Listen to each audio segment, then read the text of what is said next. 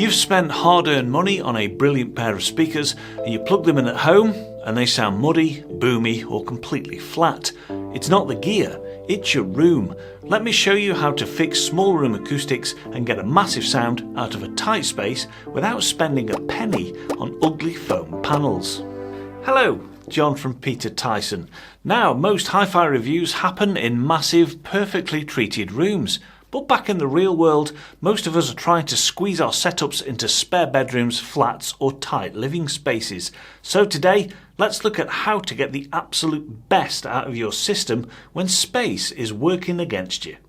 When you put great hi-fi into a small room, your biggest enemy is boundary loading. This is a fancy way of saying that when a speaker gets too close to a wall, the bass traps itself and balloons out of control. This just masks all of that gorgeous mid-range detail.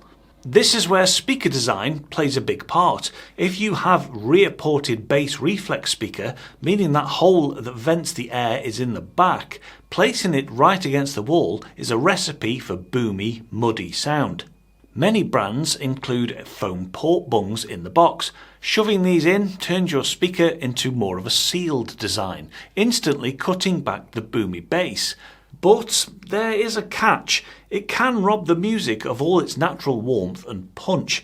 It's a handy quick fix, but tweaking your placement first is always the better move. To try and get the cleanest bass without using bungs, you can try the 1/5 rule if possible. Measure the total length of your room in centimetres. Our little demo room is 3.3 metres, so pop 330 centimetres into a calculator and divide by 5. You'll get a clean exact number, in this case 66. That is exactly how many centimetres out from the back wall the front face of your speakers should sit.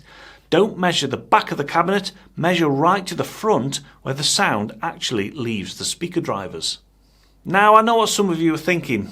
John, if I put my speakers 66 centimetres out into the room, I won't even be able to open the door.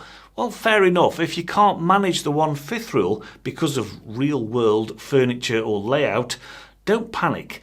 You can actually do the exact opposite. Push them almost completely flush against the wall, leaving just about 10 centimetres or so behind them for your speaker cables. It sounds completely counterintuitive, but it stops the rear wall reflections from cancelling out your mid-range clarity.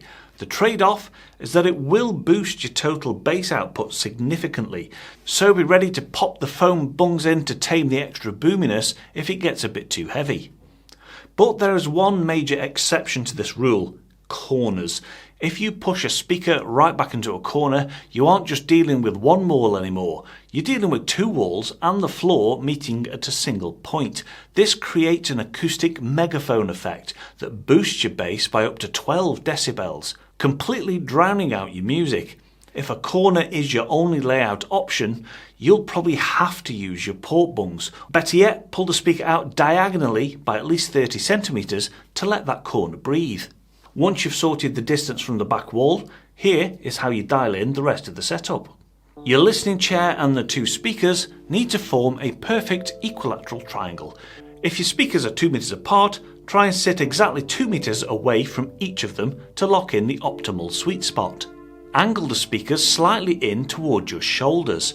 In a small room, this points the sound directly at your ears and drastically cuts down on harsh reflections bouncing off the bare sidewalls. And you don't necessarily need ugly acoustic foam. A thick rug on a hardwood floor tames floor reflections instantly. A packed shelf on a sidewall acts as a brilliant natural diffuser to scatter and soften harsh frequencies. Although, to be fair, not all acoustic treatments are born equal. These from GIK Acoustics that I use in the studio are rather nice. I'm not endorsed by them, I just really like them. So before you go trading in your amp or blaming your speakers for a muddy sound, just spend 20 minutes or half an hour playing with your placement and trying out that 1/5 calculator trick if you can. It's the single biggest free upgrade that you can give to your system. How do you handle your setup? Are you battling a tight space, or have you had to resort to those port bungs? If you want to perfect your speaker layout, I've got a comprehensive speaker placement guide. If you're still trying to decide if you should even use floor standers in a small space, check out my advice on stand mount versus floor standing speakers.